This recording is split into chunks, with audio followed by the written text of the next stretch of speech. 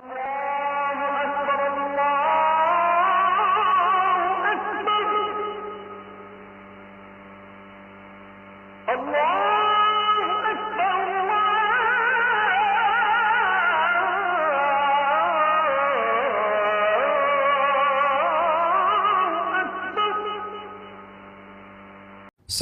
পরিচয় যে এত সহজ ভাষায় মাত্র 4টি বাক্যে দিয়ে দেয়া যায়, তার জলজন্ত প্রমাণ হচ্ছে এই সূরাতুল ইখলাস। মাত্র 4টি আয়াত। কয়টি? 4টি আয়াত দিয়ে আল্লাহ তাআলা স্রষ্টার পরিচয় খুবই চমৎকার ভাবে প্রিসাইজলি তিনি তুলে ধরেছেন। কোরআনের অনেক জায়গায় আল্লাহ তাআলা নিজের পরিচয় দিয়েছেন। যেমন সূরা বাকারার 255 নম্বর আয়াতে, মানে আয়াতুল কুরসির মধ্যে আল্লাহ তাআলা নিজের পরিচয় তুলে ধরেছেন। একটি আয়াত, 9টি বাক্য বিশিষ্ট একটি আয়াত, সেখানে আল্লাহ তাআলার পরিচয় খুব চমৎকার ভাবে পাওয়া যায়। আয়াতুল কুরসি, এটা আপনাদের মুখস্থ আছে না? আয়াতুল কুরসি ফরজ সালাতের পরে এটা পড়বেন। আল্লাহর হাবিব সাল্লাল্লাহু আলাইহি ওয়াসাল্লাম ফরজ সালাতের পরে এটা পড়তেন। তিনি বলতেন, মান ক্বারাআ আয়াতুল কুরসি দুবুরা কুল্লি সালাতিন মাকতুবাতিন লাম ইয়ামনাহু মিন দুখুলিল জান্নাতি ইল্লাল মাউত। ফরজ সালাতের পরে যে আয়াতুল কুরসি তেলাওয়াত করবে, তার জান্নাতে যাওয়ার ক্ষেত্রে আর কোনো বাধা থাকে না, মৃত্যু ছাড়া। মৃত্যুটাই বাধা, মরলেই জান্নাতি। আয়াতুল কুরসির ভেতরে আল্লাহ তাআলা ওনার পরিচয় তুলে ধরেছেন খুব সংক্ষিপ্ত ভাবে, এক আয়াতে আল্লাহর পরিচয়। তারপর সূরা হাশরের শেষ 3 আয়াতে আল্লাহ তাআলা নিজের খুব চমৎকার পরিচয় তুলে ধরেছেন। তারপরে এই সূরা ইখলাসের মধ্যে আল্লাহ তাআলা আরো সংক্ষিপ্ত পরিসরে, ভেরি প্রিসাইজলি, মাত্র ছোট্ট ছোট্ট 4টা আয়াতে নিজের পরিচয় তুলে ধরেছেন। তো কিভাবে আল্লাহ তাআলা নিজের পরিচয় আমাদের সামনে পেশ করলেন, আমরা সেটাই আজকে শুনবার চেষ্টা করবো ইনশাআল্লাহ। সূরাতুল ইখলাস, আপনারা কি জানেন এটা কোরআনের কততম পারায় অবস্থিত? 30তম পারায়। এবং এই সূরাটি মাক্কি সূরা। কি সূরা? কোরআনের সর্বশেষ পারায় অবস্থিত 30তম পারায়। আয়াত সংখ্যা তো আমরা শুরুতেই বললাম, কয়টি? 4টি। এই সূরাটি কোরআনের যে সূরার ধারাক্রম, সে ধারাক্রম অনুসারে 112 নম্বর সূরা। কত নম্বর?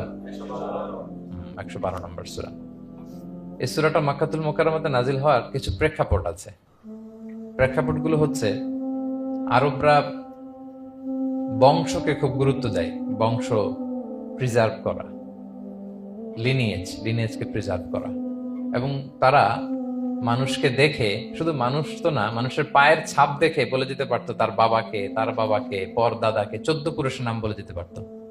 শুধু মানুষই না, তারা উটের পায়ের ছাপ দেখে, উটের পায়ের, মরুভূমির বালুতে উটের পায়ের ছাপ দেখে ওই উট কোন বংশের, ওই বংশের, ওর নাম কি, ওর বাবার নাম কি, ওর দাদার নাম কি, 14 পুরুষ এরকম ছিল।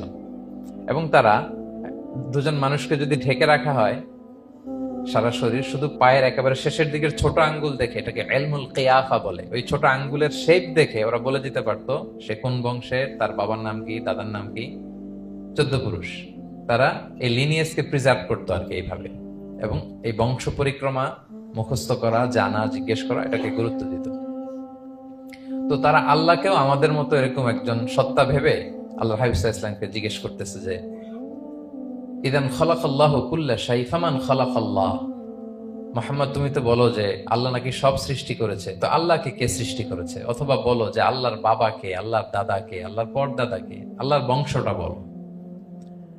তো তখন তাদের এই প্রশ্নের জবাবে আল্লাহ তাআলা সূরাতুল ইখলাস নাজিল করেন যে, কুল হু আল্লাহু আহাদ, হে নবী আপনি বলুন আল্লাহ হচ্ছেন এক, অদ্বিতীয়, ইউনিক, অ্যাবসলিউট। আল্লাহুস সামাদ, তিনি হচ্ছেন সামাদ, তিনি কারোর প্রতি নির্ভরশীল নন, অমুখাপেক্ষী। লাম ইয়ালিদ ওয়া লাম ইউলাদ, তিনি কাউকে জন্ম দেনও নাই, আবার তিনি কারো কাছ থেকে জন্ম নেনও নাই। ওয়া লাম ইয়াকুল লাহু কুফুয়ান আহাদ, তার সমকক্ষ, তার মতো, তার সিমিলার মহাবিশ্বে দ্বিতীয় কেউ নাই। সুবহানাল্লাহ। এটা হচ্ছে শানে নুজুল, কোন প্রেক্ষাপটে নাজিল হয়েছে, এটা হচ্ছে একটা বর্ণনা। আরেক বর্ণনা এসছে, মক্কার মুশরিকরা জিজ্ঞেস করতে আরম্ভ করলো, ইয়া মুহাম্মদ, আমরা জানি মানুষ মাটির তৈরি, ফেরেশতারা নূরের তৈরি, মানে আলোর তৈরি, এরপর জিনেরা আগুনের তৈরি, আল্লাহ কিসের তৈরি? আল্লাহ তাআলার বাইয়িন লানা জিনসা রাব্বিক, তোমার আল্লাহর জিন্স বর্ণনা করো, সে কোত্থেকে আসছে, কি দিয়ে, কোন জিন্স থেকে, মানে কোন জিনিস থেকে তৈরি? তখন আল্লাহ তাআলা এই সূরাটা নাজিল করলেন, কুল হু আল্লাহু আহাদ আল্লাহুস সামাদ লাম ইয়ালিদ ওয়া লাম ইউলাদ ওয়া লাম ইয়াকুল লাহু কুফুয়ান আহাদ। এইভাবে অনেকগুলো বর্ণনা পাওয়া যায়। যে এরকম এরকম প্রেক্ষাপটে যখন রাসূল সাল্লাল্লাহু আলাইহি ওয়াসাল্লামকে তারা এই সমস্ত প্রশ্ন জিজ্ঞেস করে, তখন তাদের প্রশ্নের জবাব স্বরূপ আল্লাহ তাআলা 4 আয়াত বিশিষ্ট এই সূরাটি নাজিল করেন। তাহলে সূরার কোন প্রেক্ষাপটে কোন সিচুয়েশনে সূরাটা নাজিল হলো এটা সবার কাছে ক্লিয়ার না এখন? এই সূরার কিছু ফজিলত পাওয়া যায়। আপনারা তো সূরার নাম শুনেছেন সূরাতুল ইখলাস। ইখলাস শব্দের অর্থ হচ্ছে সিনসিয়ারিটি, আন্তরিকতা বা একনিষ্ঠতা। যেহেতু এই সূরায় একনিষ্ঠতার সাথে আল্লাহর তাওহীদের ঘোষণা দেওয়া হয়, এজন্য এই সূরার নাম হচ্ছে সূরাতুল ইখলাস। আবার এই সূরাকে সূরাতুত তাওহীদও বলে, যেহেতু আল্লাহর একত্ববাদের ঘোষণা এই সূরায় দেওয়া হচ্ছে, ওয়াননেস অফ গড। আবার এই সূরার একটা নাম হচ্ছে সূরাতুল মারিফা, যেহেতু এই সূরা মারিফা মানে জানা বা চেনা। যেহেতু এই সূরা পড়ার মধ্য দিয়ে আল্লাহর পরিচয় জানা যায়, আল্লাহকে চেনা যায়, এজন্য সূরার নাম সূরাতুল মারিফা। আচ্ছা, এই সূরার অনেক ফজিলত আছে, অনেক ফজিলত। আমরা কয়েকটা ফজিলত আপনাদের সামনে শেয়ার করবো ইনশাআল্লাহ। এই সূরার 1 নম্বর ফজিলত হচ্ছে রাসূল সাল্লাল্লাহু আলাইহি ওয়াসাল্লাম বিভিন্ন সুন্নাহ নামাজে, সুন্নত নামাজের দ্বিতীয় রাকাতে এই সূরাটা পড়তেন। যেমন ফজরের 2 রাকাত সুন্নত আছে না, ফজরের 2 রাকাত সুন্নতের দ্বিতীয় রাকাতে রাসূল সাল্লাল্লাহু আলাইহি ওয়াসাল্লাম এটা পড়তেন। প্রথম রাকাতে সূরা কাফিরুন, দ্বিতীয় রাকাতে সূরা ইখলাস এটা পড়তেন। মাগরিবের নামাজের যে সুন্নাত, সেই সুন্নাতেরও দ্বিতীয় রাকাতে আল্লাহর হাবিব সাল্লাল্লাহু আলাইহি ওয়াসাল্লাম এই সূরাটা পড়তেন। তাওয়াফ করার পরে 2 রাকাত নামাজ পড়তে হয়, জানেন? ওই 2 রাকাত নামাজে রাসূল সাল্লাল্লাহু আলাইহি ওয়াসাল্লাম প্রথম রাকাতে সূরাতুল কাফিরুন, দ্বিতীয় রাকাতে সূরাতুল ইখলাস পড়তেন। বিতিরের সালাতের শেষ রাকাতে আল্লাহর হাবিব সাল্লাল্লাহু আলাইহি ওয়াসাল্লাম সূরাতুল ইখলাস পড়তেন। এই মর্মে অনেকগুলো হাসান হাদিস আছে। তাহলে কখন কখন সূরাতুল ইখলাস পড়তেন রাসূল সাল্লাল্লাহু আলাইহি ওয়াসাল্লাম, কোন নামাজে? ক্লিয়ার না? ফজরের 2 রাকাত সুন্নত নামাজের শেষের রাকাতে, মাগরিবের 2 রাকাত সুন্নত নামাজের শেষের রাকাতে, তাওয়াফের পরে যে 2 রাকাত পড়তে হয় শেষের রাকাতে, বিতিরের সালাতের শেষ রাকাতে। এই সূরাটাকে আল্লাহর হাবিব সাল্লাল্লাহু আলাইহি ওয়াসাল্লাম সুলুসুল কোরআন বলেছেন, 1/3 অফ দ্য কিতাব। কোরআনের 3 ভাগের 1 ভাগ। সূরাতুল ইখলাস তা'দিলু সুলুসাল কোরআন। সূরা ইখলাস হচ্ছে কোরআনের 3 ভাগের 1 ভাগ। তার মানে আপনি যদি একবার সূরা ইখলাস পড়েন, কয় পারা তেলাওয়াতের সওয়াব? 2 বার পড়লে, 3 বার পড়লে, 3 বার পড়লে 1 খতম কোরআনের সওয়াব। আলহামদুলিল্লাহ। কেউ কেউ বলেন যেহেতু আল্লাহর একত্ববাদের কথাবার্তা কোরআনে 1/3 মানে 1/3 জুড়ে আছে, সেহেতু সূরাতুল ইখলাস সুলুসুল কোরআন মানে হচ্ছে যে কোরআনের 3 ভাগের 1 ভাগে আল্লাহ যা নিয়ে কথা বলেছে সূরাতুল ইখলাসের ভিতরেই সেটা সংক্ষেপে চলে আসছে। এজন্য এটাকে বলা হয় 1/3 অফ দ্য বুক, কোরআনের 3 ভাগের 1 ভাগ। এটার আরেকটা, এই হাদিসটা মুতাওয়াতির হাদিস। সূরাতুল ইখলাস তা'দিলু সুলুসাল কোরআন, এটা এমন সংখ্যক, বেশি বেশি সংখ্যক সাহাবী প্রতিটি জেনারেশনে বর্ণনা করেছে, সাহাবী, তাবি। এই হাদিসের ব্যাপারে কোনো ডাউট তৈরি হয় না, কোনো সাসপিশন তৈরি হয় না। খুবই ভ্যালিড এই হাদিসটা, যেটা কোরআনের 3 ভাগের 1 ভাগ। আচ্ছা, আল্লাহর হাবিব সাল্লাল্লাহু আলাইহি ওয়াসাল্লাম আরেকটা হাদিসে এসেছে, এক সাহাবীকে কোবা পল্লীতে ইমাম করে পাঠিয়েছেন। মদিনা মসজিদে নববীর পাশে একটা মসজিদ আছে, মসজিদে কোবা, সেই মসজিদের ইমাম করে এক সাহাবীকে পাঠিয়েছেন। ওই সাহাবীর একটা অভ্যেস ছিল, উনি প্রত্যেক রাকাতে সূরা ফাতিহার পরই আগে সূরা ইখলাস পড়তেন। ধরেন প্রথম রাকাতে সূরা ফাতিহার পরে ইখলাস, এরপর একটা সূরা পড়তেন। দ্বিতীয় রাকাতে সূরা ফাতিহার পরে আবার সূরা ইখলাস, এরপর একটা সূরা পড়তেন। ধরেন যে জুমার নামাজ 2 রাকাত, উনি ফাতিহার পরে প্রথমে কোন সূরাটা পড়ে নিতেন, এরপরে অন্য যে কোনো একটা সূরা। দ্বিতীয় রাকাতে সূরা ফাতিহার পরে কোন সূরাটা প্রথমে পড়ে নিতেন? ইখলাসের। এইটাই ওনার স্বভাব। প্রত্যেক নামাজে যদি কোনো ইমাম সাহেব শুধু সূরা ইখলাস পড়ে, একটু খারাপ লাগবে না আমাদের? ওনার মুসল্লিদেরও তাই লেগেছে। ওনারা জিজ্ঞেস করলেন, তুমি এটা কেন করো?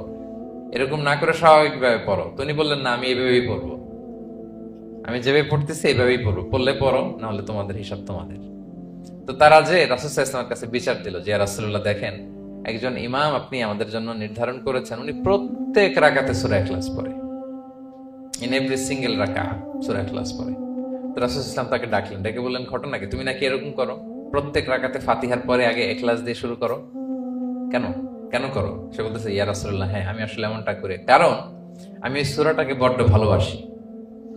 কারণ ফিহি সিফাতুর রহমান, এই সূরার ভেতরে আল্লাহর পরিচয় মেলে, আল্লাহর পরিচয় পাওয়া যায়, যেন সূরাটাকে আমি বড্ড ভালোবাসি। রাসূল সাল্লাল্লাহু আলাইহি ওয়াসাল্লাম বললেন, ঠিক আছে, তোমার অভ্যাসের পরিবর্তন করার দরকার নাই। হুব্বুকা ইয়াহা ইউদখিলুকাল জান্নাহ, এই সূরার প্রতি তোমার এই ভালোবাসাই তোমাকে জান্নাতে প্রবেশ করাবে। আরেক বর্ণনায় এসেছে, তুমি যেমনি আল্লাহর পরিচয় থাকার কারণে সূরাটাকে ভালোবাসো, আল্লাহ জানিয়েছেন যেন তোমাকে জানাই আল্লাহও তোমাকে ভালোবাসে। ফিহি সিফাতুর রহমান, এই সূরার ভেতরে রহমানের পরিচয় পাওয়া যায়, আল্লাহ সুবহানাহু ওয়া তাআলার পরিচয় পাওয়া যায়। তো এই জন্য উনি প্রত্যেক রাকাতে সূরা ইখলাস পড়তেন। আরেকটা হাসান পর্যায়ের হাদিসে পাওয়া যায়, নবম হিজরিতে আল্লাহর হাবিব সাল্লাল্লাহু আলাইহি ওয়াসাল্লাম তাবুক যুদ্ধে অংশগ্রহণ করেছিলেন। আপনারা তাবুক যুদ্ধের নাম শুনেছেন?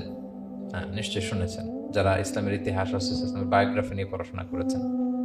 তাবুক হচ্ছে অনেক দূরে মদিনা থেকে, খুব কষ্টের সফর ছিল। তখন খেজুর পেকে সবার ঘরে খেজুর, পাকা খেজুর উঠাতে হবে, আবার প্রচন্ড গরম, আবার সফরের দূরত্ব অনেক বেশি।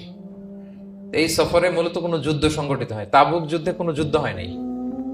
কয়েক সপ্তাহ লাগছে যেতে, কয়েক সপ্তাহ ফিরতে, এতটুকুই। জাস্ট কে পাক্কা ইমানদার আর কারা মুনাফেক, হিপোক্রিট, এটাকে ক্লিয়ার করার জন্য আল্লাহ তাআলা এই যুদ্ধের আহ্বান জানিয়েছেন যে যাও, অ্যাটাক করো, তাবুকে যাও। বিশাল বাহিনী, প্রায় বিশাল একটা বাহিনী যে তাবুকে চলে গেল। রাসূল সাল্লাল্লাহু আলাইহি ওয়াসাল্লাম যখন তাবুক যুদ্ধে ছিলেন, এই অভিযানে ছিলেন, তখন মদিনায় এক সাহাবী ইন্তেকাল করেন, নাম হচ্ছে মুআবিয়া ইবনে মুআবিয়া আল মুজহানি। তো উনি ইন্তেকাল যখন করলেন, রাসূল সাল্লাল্লাহু আলাইহি ওয়াসাল্লাম তো এত দূর থেকে এটা জানতেন না। জিবরাইল আলাইহিস সালাম এসে বললেন, ইয়া রাসূলুল্লাহ, মদিনাতে আপনার সাহাবী মুআবিয়া ইন্তেকাল করেছে। মুআবিয়া ইবনে আবি সুফিয়ান একজন সাহাবী আছে, উনি নয়, মুআবিয়া ইবনে মুআবিয়া আল মুজহানি। তখন বললেন, ইয়া রাসূলুল্লাহ, আপনি এই ৩০,০০০ সাহাবী নিয়ে এখানেই মরুভূমির মধ্যেই তার গায়েবানা জানাজা পড়েন, আমরাও আছি আপনার সাথে, আমরাও শরীক হব। রাসূল সাল্লাল্লাহু আলাইহি ওয়াসাল্লাম এত দূরে তাবুক থেকেই মুআবিয়া ইবনে মুআবিয়া আল মুজহানি রাদিয়াল্লাহু তাআলা আনহুর গায়েবানা জানাজায় শরীক হলেন। এই গায়েবানা জানাজায় সাহাবাদের সাথে ফেরেশতারাও শরীক হয়েছিলেন, দুই কাতারে, পেছনে দুই কাতার, প্রতি কাতারে ৭০,০০০ ফেরেশতা। জানাজা শেষে, দোয়া শেষে আল্লাহর হাবিব সাল্লাল্লাহু আলাইহি ওয়াসাল্লাম বললেন যে, জিবরিল, ঘটনা কি? মুআবিয়ার এত স্ট্যাটাস, এত মর্যাদা, কি কারণে তুমি দুই কাতারে ৭০,০০০ হলে ১,৪০,০০০ বিশাল ফেরেশতাদের বহন নিয়ে তুমি জানাজায় জয়েন করলে, কারণ কি? কি তার মর্তবা?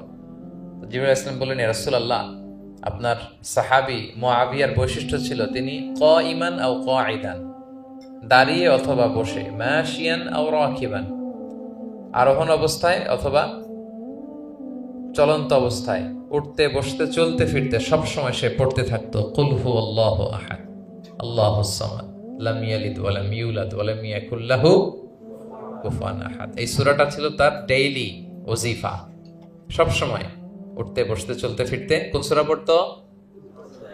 সূরা ইখলাস পড়তো। এজন্য আল্লাহ তাআলার আদেশে আমরা ১,৪০,০০০ ফেরেশতা নিয়ে তার জানাজায় শরীক হয়েছে। সুবহানাল্লাহি ওয়া বিহামদিহি। তাহলে বুঝতে পারতেছেন এই সূরার মর্তবা কতটা পছন্দনীয় সূরা আল্লাহর কাছে। যদিও ছোট, আয়াত কয়টা, কিন্তু আল্লাহর কাছে এটার ফজিলত অনেক বেশি। প্রিয় ভাইরা, শুধু এখানেই শেষ নয়, আল্লাহর হাবিব সাল্লাল্লাহু আলাইহি ওয়াসাল্লাম সকালে, সন্ধ্যায়, ফজরের পরে, মাগরিবের পরে এবং বিছানায় ঘুমোতে যাওয়ার আগে তিনি সূরাতুল ইখলাস, সূরা ফালাক, সূরা নাস পড়ে হাতের মধ্যে ফু দিতেন, দুই হাত একসাথে মিলিয়ে এরকম ফু দিয়ে মাথা থেকে বডিতে যতটুকু সম্ভব তিনি মাসে করতেন। ৩টা সূরাই শুরু হয়েছে কুল দিয়ে, এজন্য ৩ সূরাকে একসাথে বলে কুল আস-সালাসা, মানে ৩ কুল। এই ৩ কুল তিনি ফজরের পর, মাগরিবের পর আর বিছানায় ঘুমোতে যাওয়ার আগে পরে হাতে ফু দিয়ে সারা গায়ে মেসেজ করতেন। আপনারা করেন? হ্যাঁ, অভ্যাসটা, ওজিফাটা আছে তো আপনাদের, না? করবেন এটা। এটা special protection, you will get a special protection from Allah সুবহানাহু ওয়া তাআলা। অনেকে দেখবেন ব্ল্যাক ম্যাজিক করে, ব্ল্যাক ম্যাজিক কিন্তু সত্য, ম্যাজিক করে, সেহের করে আপনাকে দুর্বল করে ফেলবে। স্বয়ং আল্লাহর হাবিব সাল্লাল্লাহু আলাইহি ওয়াসাল্লামকে সেহের করা হয়েছিল। উনি কয়েক মাস স্ত্রীদের সাথে ফিজিক্যাল ইন্টিমেসিতে যেতে পারতেন না, এত দুর্বল হয়ে গেছিলেন। লাবিদ ইবনুল আসাম নামে এক ইহুদি মিত্র, সে জাদু করেছিল রাসূল সাল্লাল্লাহু আলাইহি ওয়াসাল্লামকে। ওনার মাথার চুল, চিরুনির ভেতর 11টা গিট দিয়ে সেই ব্ল্যাক ম্যাজিক করেছে। নবী সাল্লাল্লাহু আলাইহি ওয়াসাল্লাম কয়েক মাস অসুস্থ ছিলেন। পরে সূরা ফালাক, নাস যখন নাজিল হয় তখন আল্লাহ তাআলা রাসূল সাল্লাল্লাহু আলাইহি ওয়াসাল্লামকে সুস্থ করে দিলেন। সাহাবীদেরকে নিয়ে এক কুয়ার নিচ থেকে, চিরুনি থেকে এই গিটগুলো খুলে খুলে রাসূল সাল্লাল্লাহু আলাইহি ওয়াসাল্লাম 11টা আয়াত তেলাওয়াত করলেন। রাসূল সাল্লাল্লাহু আলাইহি ওয়াসাল্লামকে সুস্থ করে দিল কে? আল্লাহ সুবহানাহু ওয়া তাআলা শিফা নসিব করলেন। তার মানে ব্ল্যাক ম্যাজিক সত্য, সেহের করে মানুষ। আপনার সফলতা, আপনার সাকসেস, এটা সবার ভাল লাগবে না, মনে রাখবেন। সবাই এটা পছন্দ করে না। আল্লাহ আইনু হক, নজর কিন্তু সত্য, নজর সত্য, নজরের প্রভাব আছে, চোখের প্রভাব আছে। এজন্য কারো ভালো কিছু দেখলে মাশা আল্লাহ বলবেন, আল্লাহর দিকে ফিরিয়ে দিবেন ওটার কল্যাণ। কি বলবেন? একটা সুন্দর ফুটফুটে বাচ্চা দেখলে মাশা আল্লাহ। কারো সফলতা দেখলে, কারো ফার্মে গেলেন, বাগানে যেয়ে দেখলেন ফল মূল ভর্তি, কি বলবেন? মাশা আল্লাহ, বিসমিল্লাহ মাশা আল্লাহ বললে এটাতে আর ক্ষতি হয় না। অনেকে বলে যে বাবা মা মাশাআল্লাহ বলা লাগে না, বাবা মা আর নাকি মামা, এই তিনজন নাকি মাশাআল্লাহ না বললে কিছু, এটা ভুল কথা। বাবা মারা বলতে হয়। বাবাও তার ছেলের কোনো সাকসেস ভালো কিছু দেখলে কি বলবে? মাশাআল্লাহ, তাবারাকাল্লাহ, অথবা বিসমিল্লাহ মাশাআল্লাহ, এটা আপনারা বলবেন। নজরের প্রভাব আছে। আপনি সিম্পলি দেখেন, এই যে আমি আপনাদের দিকে তাকিয়ে তাকিয়ে কথা বলছি, আমি যদি অনেকক্ষণ স্টেয়ারিং করি, কারো দিকে ভেবে তাকিয়ে থাকি, সে ভালো ফিল করবে? কেন? আমি কি তার মারছি, ধরছি, স্পর্শ করছি? কিছুই তো করলাম, শুধু আমি তার দিকে তাকিয়ে আছি। তার মানে এতেই সে অস্বস্তি ফিল করতেছে। ধরেন যে আপনি কোন একটা প্রোগ্রামে বসে আছেন, আপনার পাশে যে বসে, আপনি তার দিকে এরকম 10 মিনিট তাকায় আছেন, কোনো কথা ছাড়া শুধু তাকিয়েই রইলেন, তার কি ভাল লাগবে বলেন? সে কি কমফোর্টেবল ফিল করবে? সে ভয় পাবে, সে ভয় পাবে, অস্বস্তি ফিল। আপনি কিছুই করেন নাই, না তাকে টাচ করেছেন, না ধরেছেন, ছুঁয়েছেন, কিন্তু শুধু তাকিয়ে আছেন। দেখেন নজরের কি প্রভাব। আল্লাহ আইনু হক, নজর সত্যি। এজন্য কারো সাকসেস দেখলে আমরা সবসময় যেন মাশাআল্লাহ বলি। মাশাআল্লাহ ঠোঁটের সাথে মিলিয়ে রাখবেন। ভালো দেখলে কি বলবেন? মাশাআল্লাহ, মাশাআল্লাহ, বিসমিল্লাহ মাশাআল্লাহ, মাশাআল্লাহ, তাবারাকাল্লাহ, এটা বলবেন। তাহলে আল্লাহর হাবিব সাল্লাল্লাহু আলাইহি ওয়াসাল্লামকেও সেহের করা হয়েছিল। এজন্য এই সেহের থেকে, ব্ল্যাক ম্যাজিক থেকে, আইন মানে জেলাসি, মানুষের নজর দিয়ে যে হিংসা করে, এই জেলাসি থেকে, মিন শাররি হাসিদিন ইযা হাসাদ, হাসাদ থেকে, মিন কুল্লি মাকরুহিন ওয়া শুরুর, এসব ক্যালামিটি, ডিজাস্টার, এগুলো থেকে পানাহ হিসেবে আপনি এই ওয়াজিফাটা করবেন। 3 কুল, কুল আস-সালাসা, 3 কুল। আমার সাথে সাথে বলেন, কয় কুল? 3 কুল। কি কি? সূরাতুল ইখলাস, সূরা ফালাক, সূরা নাস। এই 3টা পড়ে ফজরের পর, মাগরিবের পর আর ঘুমোতে যাওয়ার আগে হাত দুইটাকে একসাথে করে পরে লম্বা একটা ফু দিয়ে মাথা থেকে মাসাজ করবেন সারা গায়ে। পারা যাবে ইনশাআল্লাহ বিইذنিল্লাহ। এবং আম্মা জান আয়েশা রাদিয়াল্লাহু তাআলা আনহা বলতেন, আমি যখন কখনো অসুস্থ হয়ে যেতাম, অসুস্থ হলে রাসূল সাল্লাল্লাহু আলাইহি ওয়াসাল্লামকে যে যখন কমপ্লেইন করতে, ইয়া রাসূলুল্লাহ আমি তো অসুস্থ, রাসূল সাল্লাল্লাহু আলাইহি ওয়াসাল্লাম আমাকে এই আমলটা করতে বলতেন। মানে আয়েশা, তুমি সূরাতুল ইখলাস, সূরা ফালাক, সূরা নাস পড়ে সারা গায়ে কি করো? ফু দাও। আলী রাদিয়াল্লাহু তাআলা আনহু বর্ণনা করেন, আল্লাহর হাবিব সাল্লাল্লাহু আলাইহি ওয়াসাল্লাম একবার নামাজ পড়তেছেন, নামাজে তিনি সিজদারত অবস্থায়, ইন দ্য মিন টাইম লাদাগাতহুল আকরা, একটা বিচ্ছু রাসূল সাল্লাল্লাহু আলাইহি ওয়াসাল্লামের আঙ্গুলে কামড় দিল। বিচ্ছু, বিচ্ছুর কামড় খাইছেন? হ্যাঁ, কেমন লাগে? খুব আরাম লাগে? হ্যাঁ, খুব যন্ত্রণা হয়, অনেক যন্ত্রণা হয়। রাসূল সাল্লাল্লাহু আলাইহি ওয়াসাল্লামকে যখন কামড় দিল নামাজের অবস্থায়, রাসূল সাল্লাল্লাহু আলাইহি ওয়াসাল্লাম খুব যন্ত্রণা পেলেন, ব্যথা পেলেন। বিচ্ছুটারে লানত করলেন। সাধারণত লানত করতেন না, তিনি বলতেন লানাতুল্লাহি আলাল আকরা, এই বিচ্ছুর উপর লানাত, লা ইয়াদাউ নাবিয়ান ওয়ালা গায়রা। এই বিচ্ছু নবীও চিনে না, মানুষও চিনে না। মানে কোথায় কামড় দিতে হবে এটাও বুঝতেছে না। শুধু নবী না, সব নবীদের নবী, উনারা কামড় দিয়ে ফেলছে। তাই আল্লাহর পক্ষ থেকে পরীক্ষা ছিল, কেয়ার করা। উনি ভর্ৎসনা করলেন, লানত করে বললেন, নবীও চিনস না, মানুষও চিনস না, কামড় দিয়ে খুব কষ্ট পাচ্ছেন তিনি।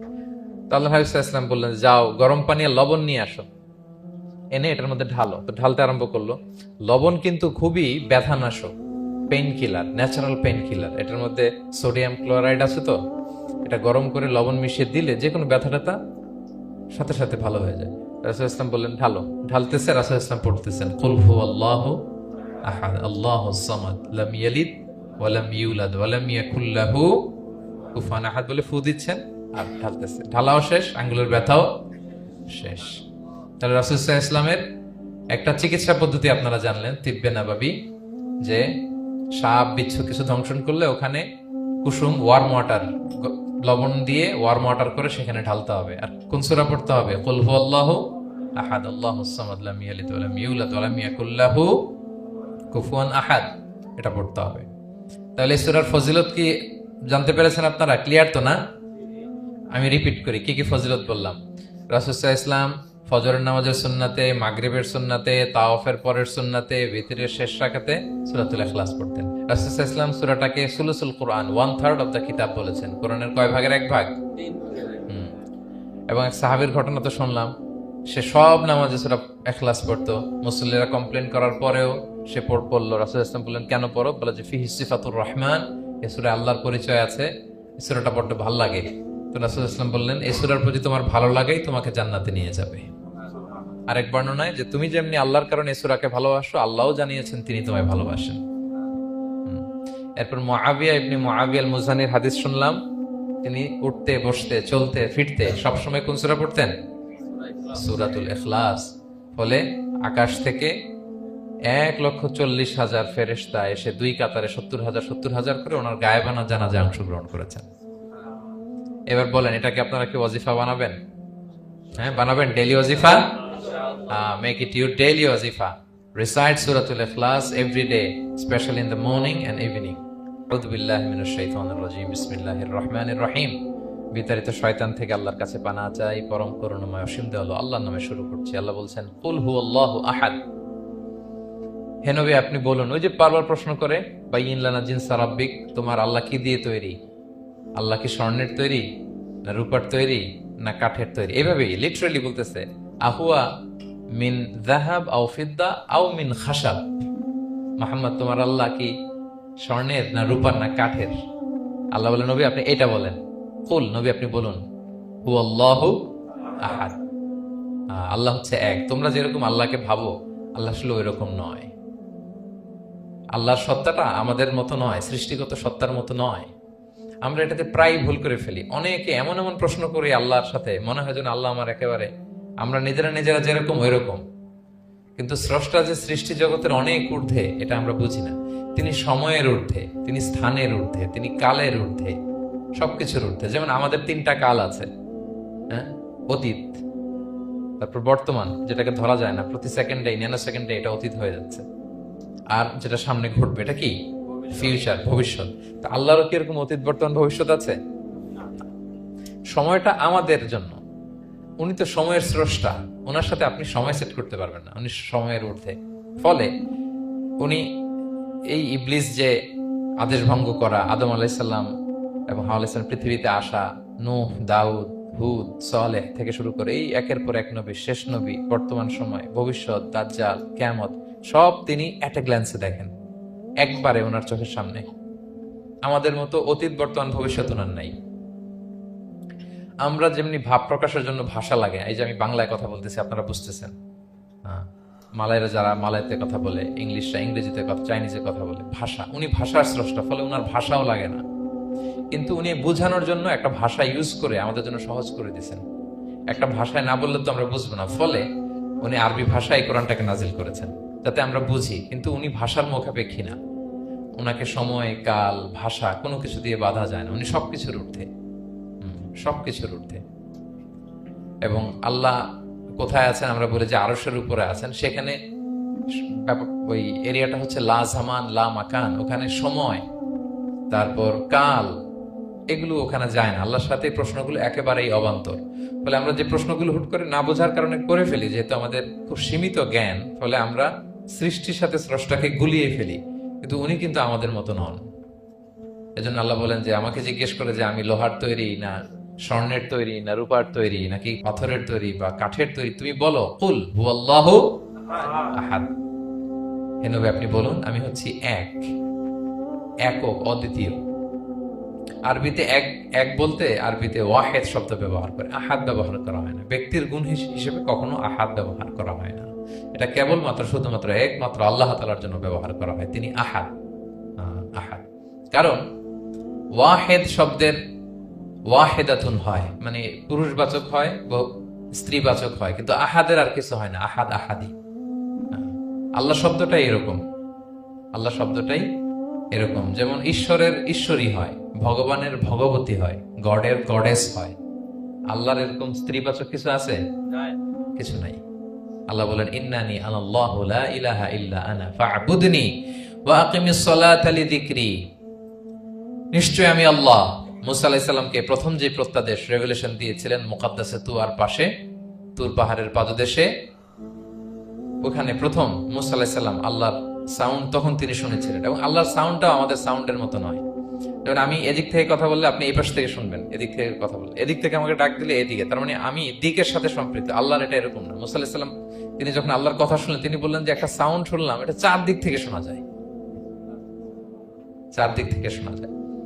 এবং তিনি ওনার প্রেগনেন্ট স্ত্রীকে নিয়ে মাদিয়ান ক্রস করে ইজিপ্টের বর্ডারে ঢুকবেন। ইন দ্য মিন টাইম আল্লাহ তাআলা ওই সময়টাকে চুজ করেছেন যে তাকে এখন নবী বানাবো, তাকে রেভেলেশন দিব। তো তিনি দেখলেন যে ইন্নী আনাস্তু নারান, আমি ওই যে লাআল্লি আতিকুম মিনহা বিকাবাসিন আও আজিদু আলান নারি হুদা, স্ত্রীকে দাসীকে বললেন যে একটু বসো, প্রচন্ড ঠান্ডা, ওই যে আগুন দেখা যায়, মনে হয় কেউ আগুন পোহাচ্ছে, আমি একটু আগুন নিয়ে আসি মশাল দিয়ে, তোমাদের আরাম লাগবে, একটু ওয়ার্ম আপ হবে। তো আগুনের কাছে যেয়ে দেখে সামনে যত যায় আগুন তত পেছায়, এবং আগুনটা সাধারণ আগুন না, একটা গাছ থেকে আগুন বেরোচ্ছে, কিন্তু ওই গাছের পাতা জ্বলে না, ডাল জ্বলে না, কিছুই হয় না। আসলে এটা আগুন না, এটা আল্লাহর নূর। আল্লাহর নূর সেখানে ফোকাস দেওয়া হয়েছে। আল্লাহর নূরও আমাদের নূরের মতো না। নূর মানে লাইট, নূর মানে কি? লাইট। এই যে আমরা যে লাইট দেখি এই লাইটের মতো না, কারণ আল্লাহর এই নূরের কাবার দেয়া হচ্ছে আবার নূরের পর্দা দিয়ে। পর্দা দেয়া হয় সাধারণত আলোকে আটকানোর জন্য, কিন্তু আল্লাহর যে পর্দা, হিজাবের কথা বলা হয়েছে, ওই পর্দাটাও আলোর পর্দা। আমাদের সাথে মিলালে হবে? আমরা ঘরে পর্দা টাঙাই কি থামাতে বলেন তো? আলো থামাতে। আর আল্লাহর যে হেজাব পর্দাগুলো কিসের? আলোর, নূরের। সো কশ্চিন কালেও আপনি সৃষ্টির সাথে স্রষ্টাকে মিলাবেন না। আমরা ভুল করে অনেক সময় এরকম অবান্তর প্রশ্নগুলো করি। তো আল্লাহ তখন মুসা আলাইহিস সালামকে প্রত্যাদেশ করলেন যে ইন্নানি আনাল্লাহ লা ইলাহা ইল্লা আনা ফা'বুদনি, আমি আল্লাহ। আমি কি? আল্লাহ। এই আল্লাহ নামটা আল্লাহ নিজেই রেখেছেন। আমাদের নাম রাখে আমাদের বাবা দাদা, আল্লাহর তো বাবা দাদা কেউ নাই। আল্লাহর নাম কে রেখেছে? আল্লাহ নিজেই রেখেছেন। ফা'বুদনি, আমার ইবাদত করো, ওয়া আকিমিস সালাতা লিযিকরি। তাহলে এখানে প্রথম আয়াতেই শিরকের উপর কুঠারাঘাত করা হয়েছে, শিরকি আকীদাকে লন্ডভন্ড করে দেয়া হয়েছে, এবং বোঝানো হয়েছে আল্লাহ হচ্ছেন এক, অদ্বিতীয়, একক। কারণ আমরা যত ইবাদত করি এর মধ্যে যদি শিরকের স্পর্শ থাকে আমাদের ইবাদত ভ্যানিশ হয়ে যাবে, এটার কোনো দাম নাই। লা ইন আশরাকতা লা ইয়াহবাতান্না আমালুক ওয়া লা তাকুনান্না মিনাল খাসিরিন। আল্লাহ বলেন যদি শিরক করো তাহলে তোমার সব আমল বাতিল হয়ে যাবে, তোমার রোজা, নামাজ, হজ, যাকাত, জিকির কিছু থাকবে না। এজন্য শিরক যাতে কখনো আমাদের না হয়, শিরকের সাথে যেন আমাদের সম্পর্ক না থাকে। ইন্নাল্লাহা লা ইয়াগফিরু আন ইউশরাকা বিহি ওয়া ইয়াগফিরু মা দুনা যালিকা লিমান ইয়াশা। আল্লাহ সব মাফ করেন কিন্তু শিরকের গুনাহ মাফ করেন না। কি মাফ করে না? হ্যাঁ, এজন্য শিরকের সাথে আমাদের কোনো সম্পর্ক নাই। দেখেন আমরা যখন নামাজে দাঁড়াই, আমরা তাকবীরে তাহরিমে বাঁধার পরে কি পড়ি? ওয়াজ্জাহতু ওয়াজহিয়া লিল্লাযী ফাতারাস সামাওয়াতি ওয়াল আরদা হানিফা ওয়া মা আনা মিনাল মুশরিকিন। দেখেন নামাজে দাঁড়ালে আগে ক্লিয়ার করে নিতে হয় যে আল্লাহ ওয়া মা আনা মিনাল। এই যে লক্ষ লক্ষ হাজী সাহেবরা যায় ইজহার রেদা পরে, ওখানে কি পড়ে? লাব্বাইক আল্লাহুম্মা লাব্বাইক লাব্বাইক লা শারীকা লাক। আগে হিসাব ক্লিয়ার যে আল্লাহ শিরকের সাথে ছিটেফোঁটা সম্পর্ক আমাদের নাই, আমরা একনিষ্ঠভাবে তোমার ইবাদত করি। তাহলে সূরাতুল ইখলাস বেসিক্যালি তাওহীদের একনিষ্ঠ ঘোষণার নাম, যেটার প্রথম আয়াত আল্লাহ তাআলা নবীকে বললেন যে হে নবী আপনি আমার পরিচয় দিয়ে দেন, আপনি বলুন কুল হুয়াল্লাহু আহাদ, আমি এক, একক, অদ্বিতীয়। কুল হুয়াল্লাহ, নবী আপনি বলুন তিনি হচ্ছেন আল্লাহ এবং তিনি হচ্ছেন আহাদ। আল্লাহ নামটার অনেক ভাবে কোরআনে পরিচয় দিয়েছেন। আল্লাহ আলিফ লাম লাম, আলিফ ছাড়া, লিল্লাহ দিয়ে, লাম ছাড়া, লাহু দিয়ে, আপনি যেভাবেই বলবেন সেভাবে আল্লাহর পরিচয় পাওয়া যায়। লিল্লাহি মা ফিস সামাওয়াতি ওয়া মা ফিল আরদ, কোরআনের অনেক আয়াতে এসেছে। লাম বাদ দিয়ে দিলে লাহুল মুলকু ওয়া লাহুল হামদু ওয়া হুয়া আলা কুল্লি শাইইন কাদির। লাম বাদ দিয়ে দিলে হা দিয়ে আল্লাহর পরিচয় দিয়েছেন, হুয়া দিয়ে পরিচয় দিয়েছেন, হুয়াল্লাহুল্লাযী লা ইলাহা ইল্লা হু।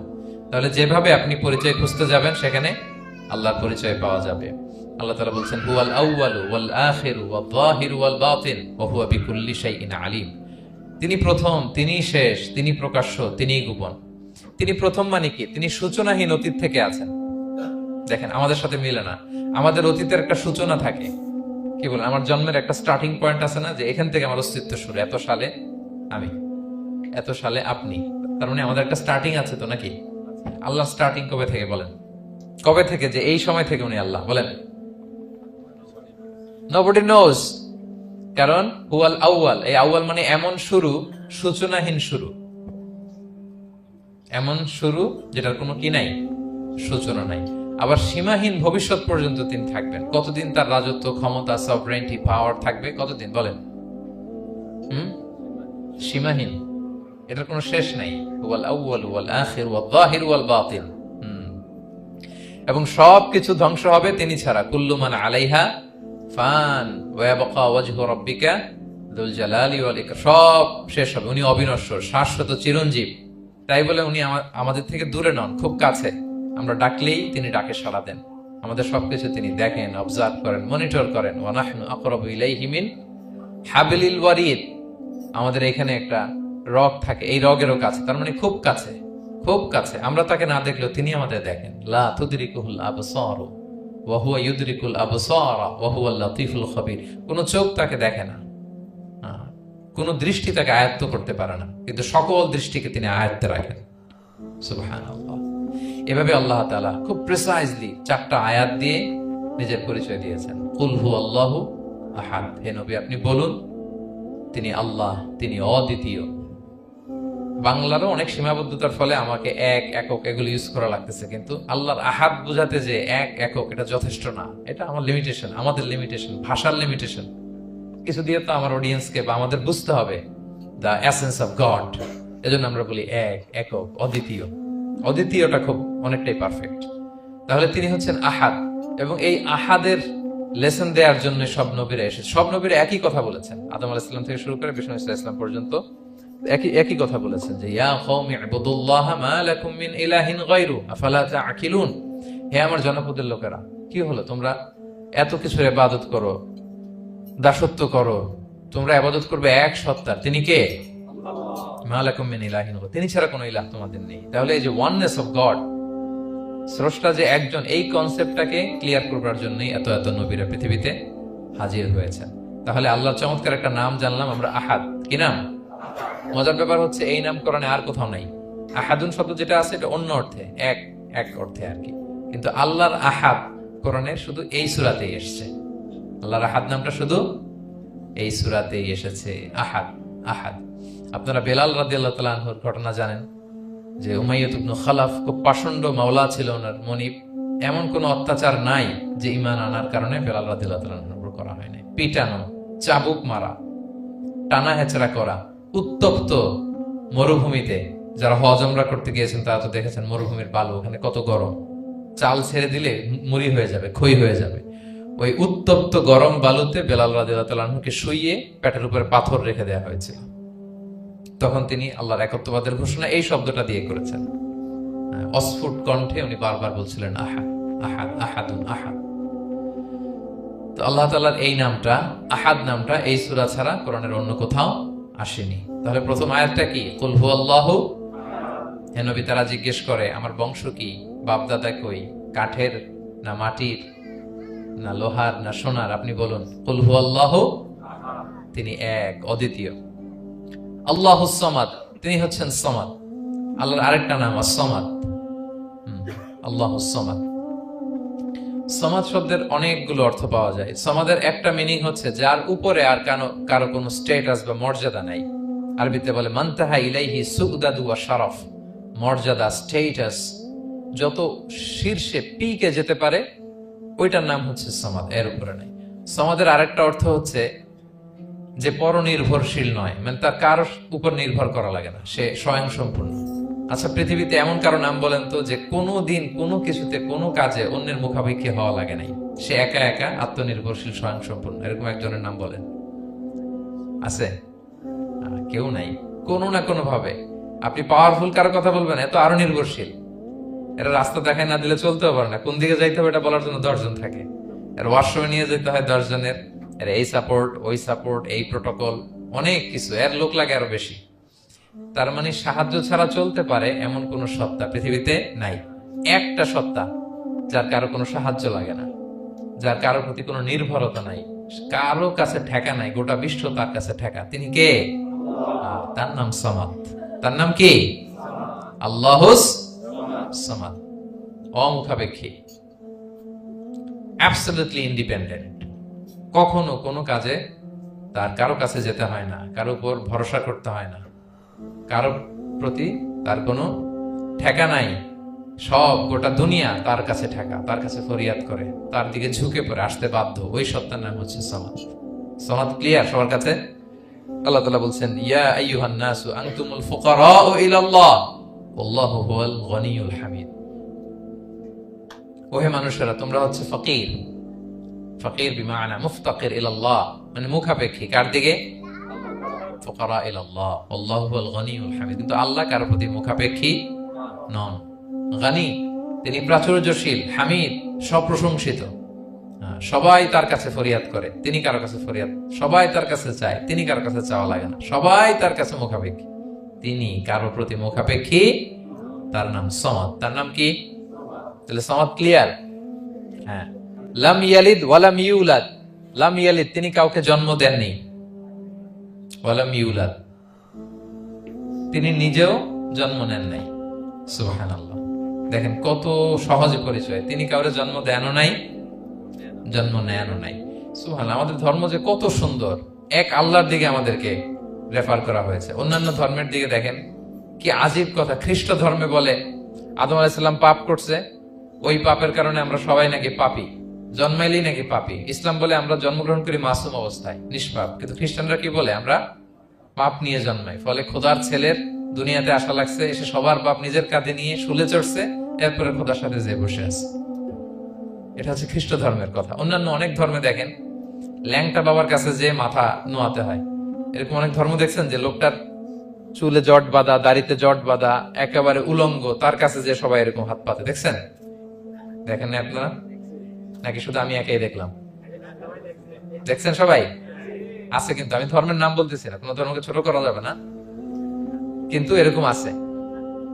তো দেখেন কি সমস্ত অদ্ভুত নিয়ম কানুন। আগুন নিয়ে ওইখানে দৌড়াইতে হয়, করতে হয়, কিন্তু আমাদের এক সত্তার কাছে আমরা চাই। কোনো ভায়া লাগে না, মিডিয়েটর লাগে না, মধ্যস্থতাকারী লাগে না। আল্লাহ বলে ডাকের সাথে সাথে তিনি ডাকে সাড়া দেন। লাম ইয়ালিদ ওয়া লাম ইয়াকুল লাহু, জন্ম দেনও নাই, জন্ম নেনও নাই। মুশরিকরা বলতো আল মালাইকাতু বানাতুল্লাহ, তারা বলতো ফেরেশতারা নাকি আল্লাহর মেয়ে।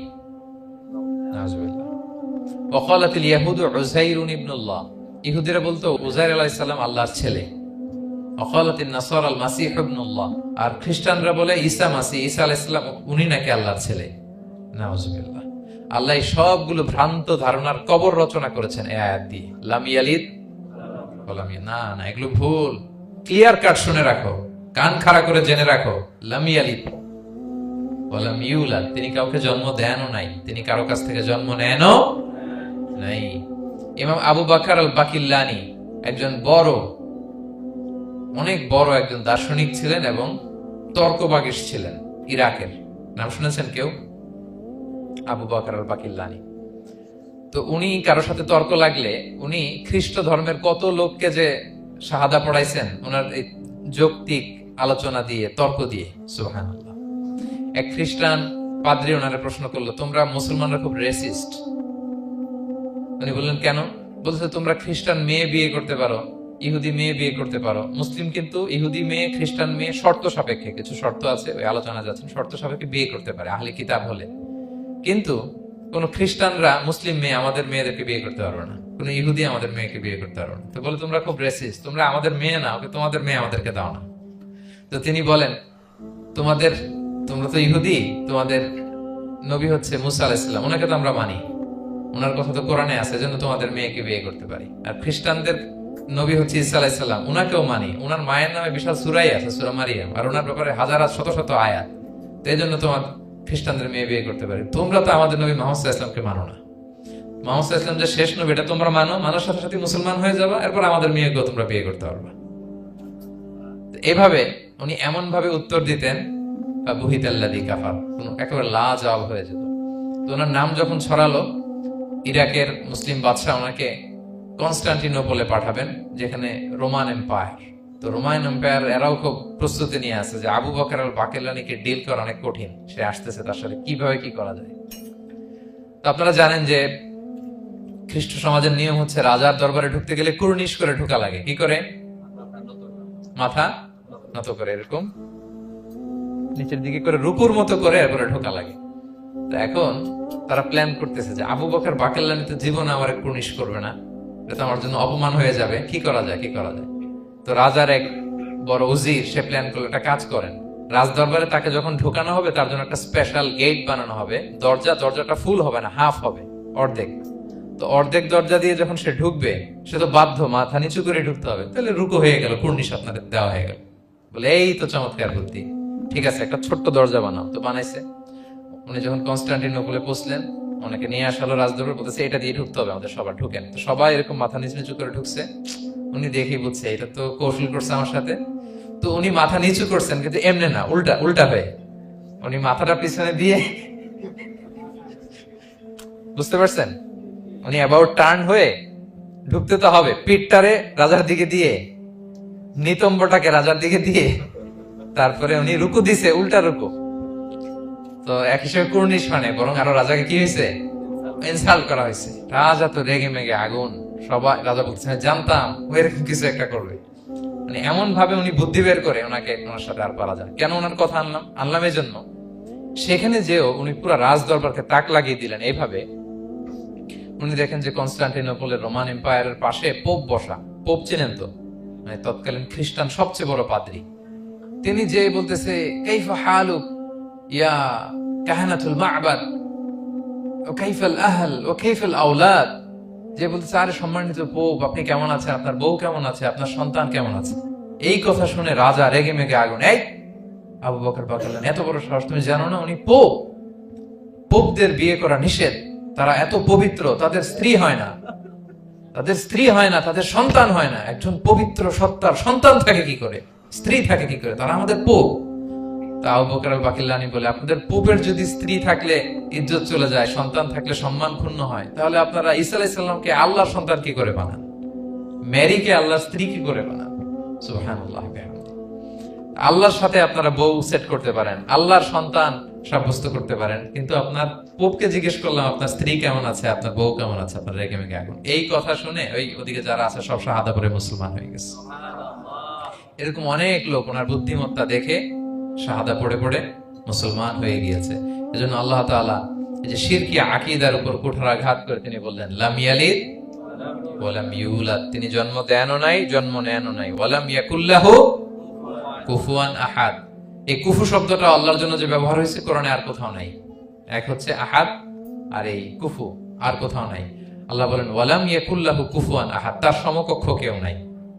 আল্লাহর মতো similar, nothing is similar to him, equivalent to him. আল্লাহর মতো সিমিলার কিচ্ছু নাই। তাহলে আল্লাহ কার মতো? আল্লাহ আল্লাহর মতো। আল্লাহ কার মতো? আল্লাহর মতো। অন্য আয়াতে আল্লাহ তাআলা বলছেন লাইসা কামিসলিহি শাই, তার মতো কেউ নাই, তিনি তার মতো। তাহলে আল্লাহ কার মতো? আল্লাহর মতো। আল্লাহর মতো। ওয়ালাম ইয়াকুল লাহু কুফুয়ান আহাদ, তার মতো কেউ নাই, তিনি তার মতো। তাহলে এই চার আয়াতে আল্লাহর পরিচয় পাইছেন আপনারা? তিনি এক, অদ্বিতীয়, তিনি অমুখাপেক্ষী, কারো কাছে হাত পাততে হয় না, সব হাত পেতে থাকে তার দরবারে। তিনি জন্ম দেনও নাই, জন্ম নেনও নাই, তার মতো কেউ নাই। তো তাহলে আল্লাহর মতো কেউ নাই। আল্লাহ কার মতো? আল্লাহর মতো। তাহলে সূরাতুল ইখলাস ক্লিয়ার হয়েছে সবার? আল্লাহ নিজের পরিচয় দিলেন, তিনি এক, অদ্বিতীয়, তার কাছে চাইতে হয়। আমরা ফরিয়াদ করব কার কাছে? বিপদে আপদে, যে কোনো বিপদে ক্রাইসিসে পড়লেই কি করবেন? কার কাছে শেয়ার করবেন? নাকি ফেসবুকে শেয়ার করবেন? আমরা বিপদে পড়লে কোথায় শেয়ার দিয়ে দেই? প্রথমেই আমাদের শেয়ার দেওয়ার জায়গা কই? কিন্তু আসলে শেয়ার করতে হবে কার কাছে? প্রথমে আল্লাহর কাছে বলুন। তিনি আপনাকে বিপদ মুক্ত করতে পারেন, তিনি আপনাকে শান্ত করতে পারেন, আপনার অস্থিরতা দূর করতে পারেন, তিনি কেবল আপনাকে সফলতা দিতে পারেন, আর কেউ পারে না। এজন্য ফরিয়াদের হাত যেন আমরা তার দরবারে উঠাই। আল্লাহ তাআলা আমাদের সবাইকে কথাগুলো বোঝার, আমল করার তৌফিক দান করুক। হাদা মা ইনদি ওয়াল ইলমু ইনদাল্লাহি আলাইহি তাওয়াক্কালতু ওয়া ইলাইহি